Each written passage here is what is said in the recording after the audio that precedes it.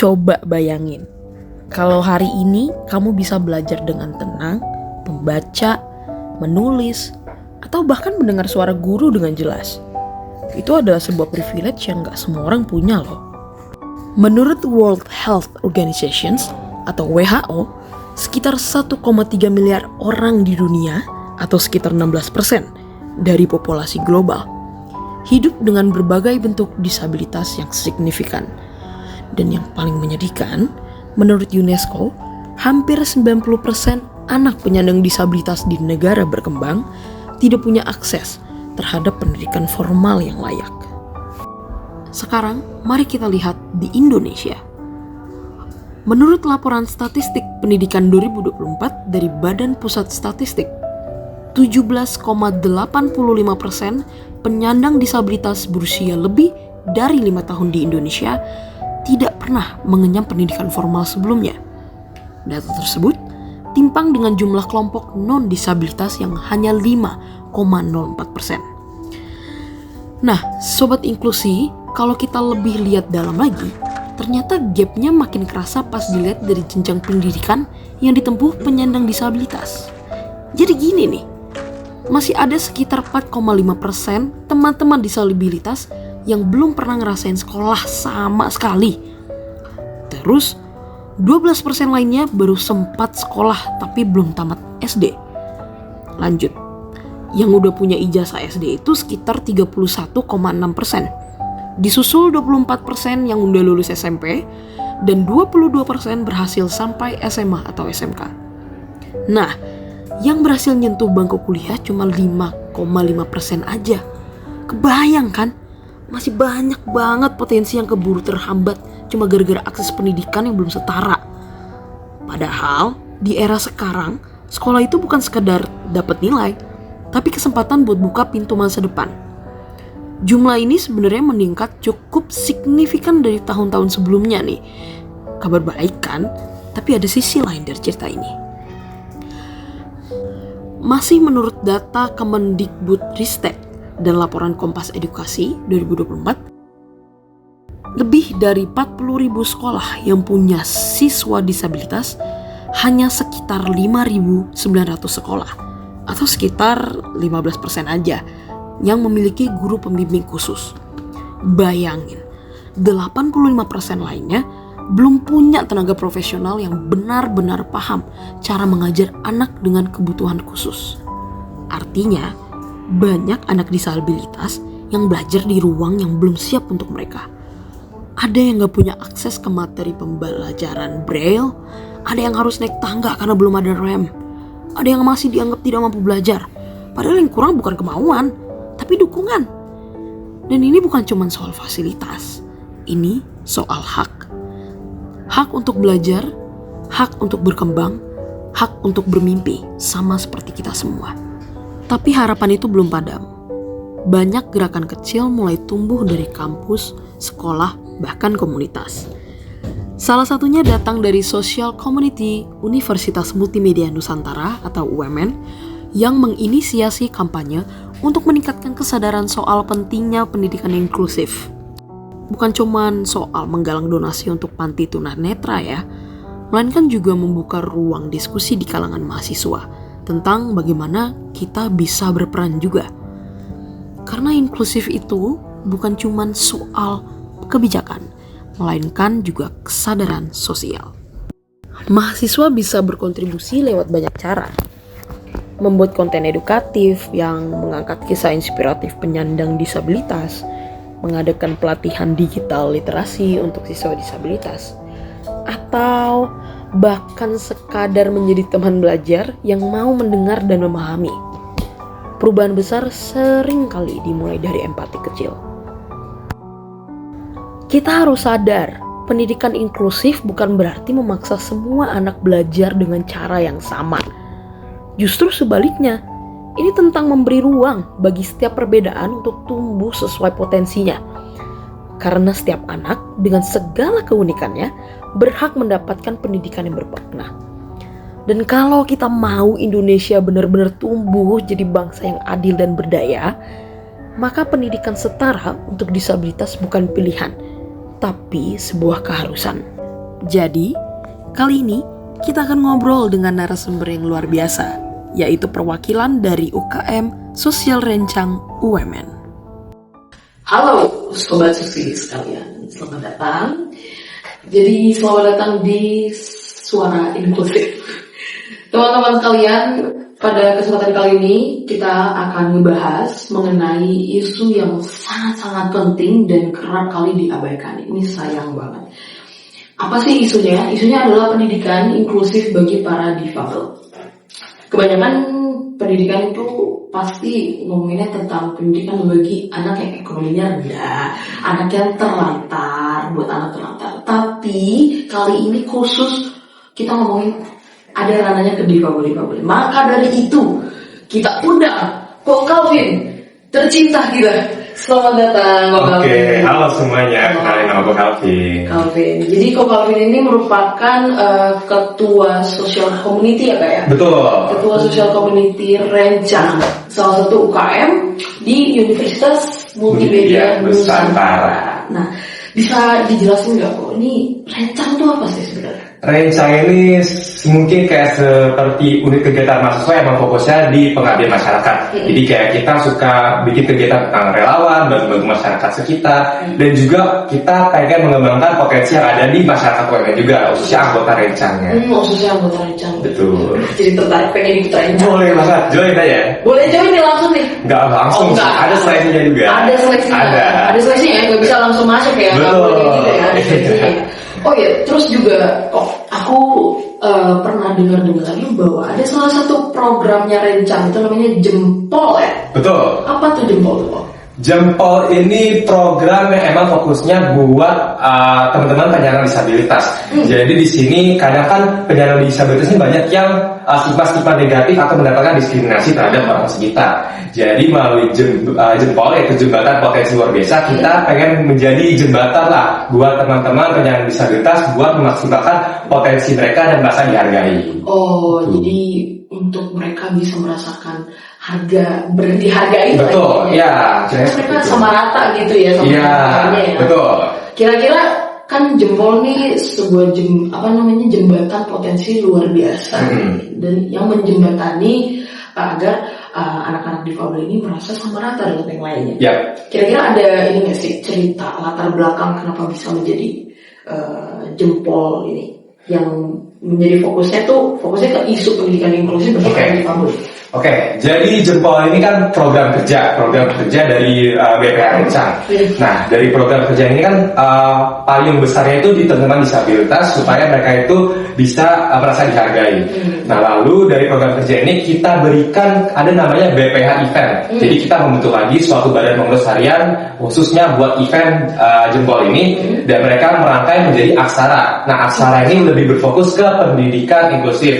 Jadi mereka ini BPH ini pengen bentuk supaya teman-teman disabilitas ini bisa mendapatkan pendidikan yang setara sama seperti teman-teman semuanya. Gitu. Bener ya. Ya, jadi kita sebenarnya emang berangkat dari keresahan kita lah sebagai mahasiswa yang emang ngelihat banyak banget teman-teman disabilitas ini yang kurang dihargai potensi-potensinya, bahkan hak mereka itu agak dibatasi karena diskriminasi yang ada di masyarakat luar sana. Gitu. Banyak sih yang aku lihat kasus-kasus mereka kadang mereka dibully, mereka dijauhin karena kekurangan mereka. Padahal seharusnya anak-anak seperti itu harus kita dekati ya, kita rangkul juga ya kan. Setuju. Terus tapi gini Kak, di Indonesia ini kan tantangan pendidikan inklusif itu cukup besar ya, sangat sebenarnya, especially bagi seperti yang kita omongin tadi, bagi para difabel. Kira-kira menurut Ko Calvin ini apa yang membuat Ko Calvin bersama teman-teman Rencang ini merasa kayak wah, kita sebagai mahasiswa-mahasiswi anak muda-mudi Indonesia itu harus melakukan sesuatu soal ini.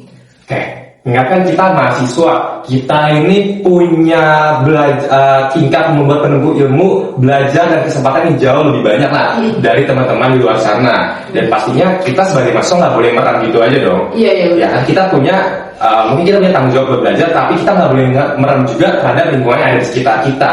Kepada teman-teman disabilitas yang pastinya terkadang teman-teman disabilitas ini kan agak di underestimate lah atau agak dijudge karena keterbatasan mereka. Kayak gimana ya, misalnya mereka ada terbatas sesuatu, kayaknya mereka nggak bisa ngelakuin ini. Dan ya oleh karena itu kita sebagai mahasiswa harus bisa ngebantu menjembatani mereka buat nge-push potensi yang mereka miliki ke limit mereka secara maksimal gitu. Secara maksimal. Iya.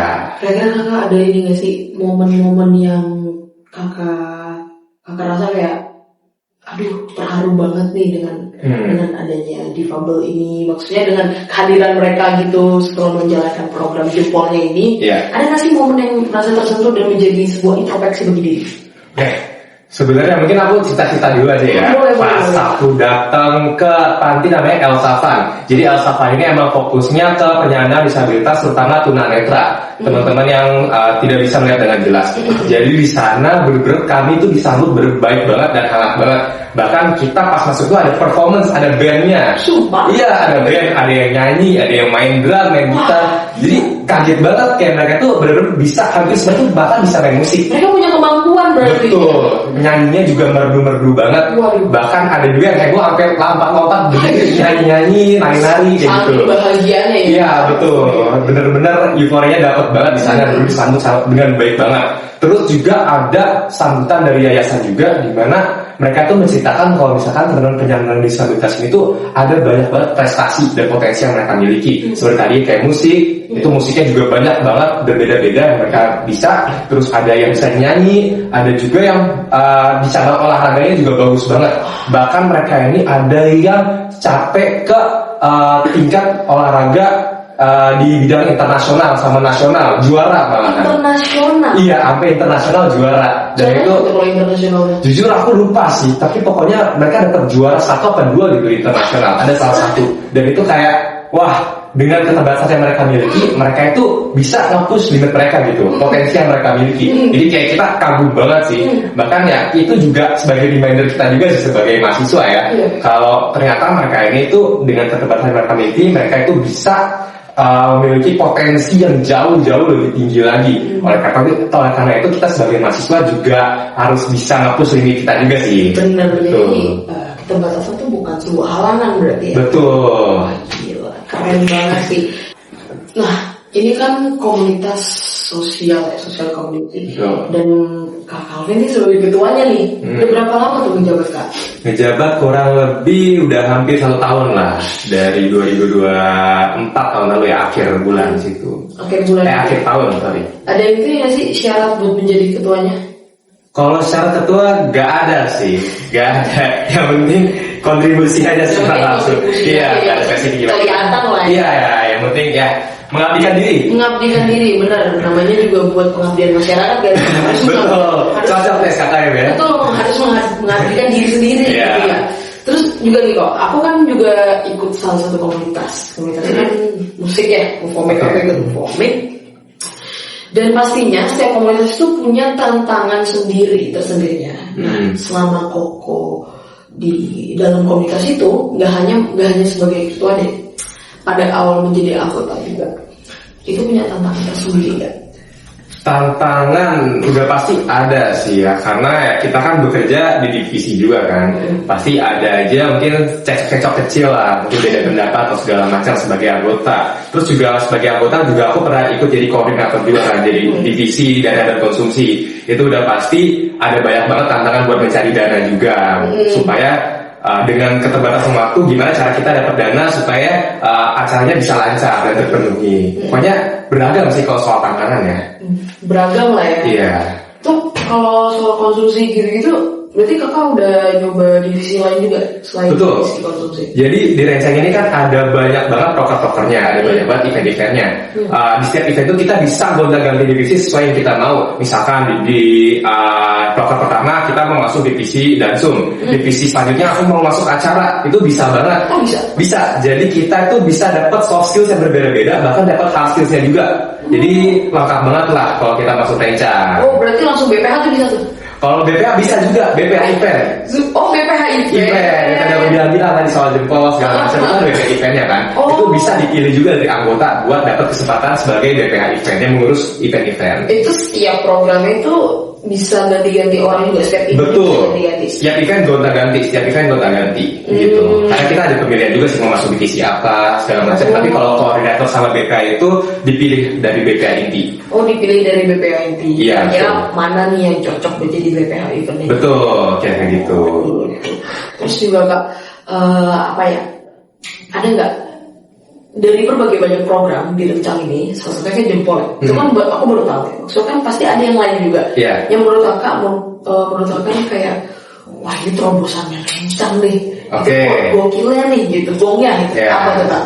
Kita sebelum Jempol itu ada namanya Cemara. Nama program kerjanya itu Shine. Cemara itu fokusnya ke stunting. Jadi kita ke desa Ciatar buat bikin campaign segala macam, ngobrolin tentang stunting, dan juga kita medical check up juga buat ibu-ibu dan anak-anak di sana. Medical check up juga ya, Betul, iya, sama ada talk show juga. Terus kita juga ada kayak donor darah juga, baru banget kemarin ada sempat dengar nggak donor darah gitu. Donor, ada tuh, ada. Iya, itu dari Rencang juga, donor darah sama cek gula darah. Cek gula darah. Wah, gila keren banget. Tuh yang ikut donor darah banyak gak? Gila, ini ngantri bener-bener sepanjang itu. Gimana sih donor darah? Di Nusa Penida di D2. Di D2. Makanya tuh di donor darah tuh bener-bener panjang banget sampai belakang. Bahkan ada yang nggak kebagian walaupun udah isi form gitu. Ya sayang banget. Padahal kayak donor darah yang betul. Tapi antusiasnya gede banget sih, mahasiswa UMN, bahkan ada dosen-dosen juga yang ikut donor darah juga. Mungkin kayaknya kalau dosen tuh banyak cek gula darah sih, karena donor darah udah panjangan. Udah umur ya. Iya. Jadi kita mending cek gula darah aja daripada mengasih darah gitu kan. Iya, lumayan buat ngecek diabetes atau enggak kan. Bener sih. Bisa cek kolesterol juga. Bisa juga. Bisa suntik vitamin D, vitamin C itu bisa juga. Gitu ya. Berarti mostly yang donor darah tuh anak UMN. Betul, mahasiswa UMN. Tapi dari eksternal bisa ikut gak sih? Bisa, sebenarnya eksternal bisa, karena kita campaign itu kita kerjasama sama OASA Atmajaya. Jadi Atmajaya juga campaign juga, kalau misalkan ada yang mau ikut donor darah atau cek gula darah bisa langsung datang ke UMN. Sama kita sambil nyebar campaign lah tentang kenapa pentingnya donor darah sama kesehatan untuk cek gula darah. Kesehatan cek gula darah. Oke, thank you banget. Oke, thank you juga ya. Thank you so much atas pendapat-pendapatnya. Iya. Dan juga terima kasih untuk waktunya juga di sini. Teman-teman, selain pendapat dari ketua sosial community ini, pasti kita ingin mendengarkan beberapa pendapat dari mahasiswa, mahasiswi atau beberapa anak muda tentang isu pendidikan inklusif ini. Penasaran? Mari kita saksikan. Kalau misalnya sekolah itu aku belum pernah lihat Kak, tapi aku cuman sering lihat dan ngedenger itu tuh kayak yayasan-yayasan gitu, terus panti-panti gitu tuh yang banyak banget menerima teman-teman difabel itu. Menurut aku sangat bersyukur sih dengan kehadiran mereka, karena dari yang aku lihat juga kayak teman-teman difabel tuh jadi kayak mendapatkan suatu hal yang sama gitu, sama-sama belajar, sama-sama berteman, terus juga aku paling suka mereka tuh dengan sama-sama kayak gitu, jadi kayak membentuk memori indah gitu. Karena ada saling mengerti juga kan. Oke, lanjut ya. Menurut Anda, apa tantangan terbesar yang dihadapi siswa difabel dalam mengakses pendidikan? Sebenarnya yang aku tahu, teman-teman difabel itu kan banyak kondisinya kan, dari fisik, mental, intelektual, dan lain sebagainya. Jadi mungkin kalau misalkan secara fisik itu kan kadang-kadang sekolah tuh gak semuanya memfasilitasi sesuai dengan keadaan mereka gitu nih. Misalkan kalau misalkan dia berhalangan secara fisik, kayak tangganya tuh masih tangga yang satu-satu gitu. Kalau misalkan mereka tuh kan butuh tangga yang lurus gini kan untuk kursi roda gitu. Jadi mungkin sekolah-sekolah belum memfasilitasi, jadi mungkin akan kesulitan bagian teman-teman difabel itu. Terus juga sekarang itu kan masih banyak banget tuh yang belum ada rasa menghargainya, jadi masih banyak yang ngejek-ngejek. Itu kan pasti mereka bakalan nambah tekanan gitu bagi mereka. Terus juga menurut aku juga guru-guru belum semuanya tuh bisa menyesuaikan kebutuhan mereka gitu. Jadi kan mereka pasti ada suatu metode supaya mereka yang benar-benar mendapatkan materi dari guru tersebut. Jadi mungkin itu akan menjadi halangan sih kalau gurunya belum memahami metode itu. Oke, ternyata nih Kak, seberapa penting menurut Anda anak-anak difabel bersekolah bersama anak-anak lainnya? Menurut aku penting sih, apalagi kalau misalkan rasa menghargai itu udah ada nih di semua siswa, jadi mereka kayak ya sama rata aja, dan justru bisa meningkatkan respect nih bagi anak-anak yang lain gitu. Oke, dan terakhir nih, apa yang sebaiknya dilakukan pemerintah atau sekolah agar pendidikan inklusif benar-benar berjalan?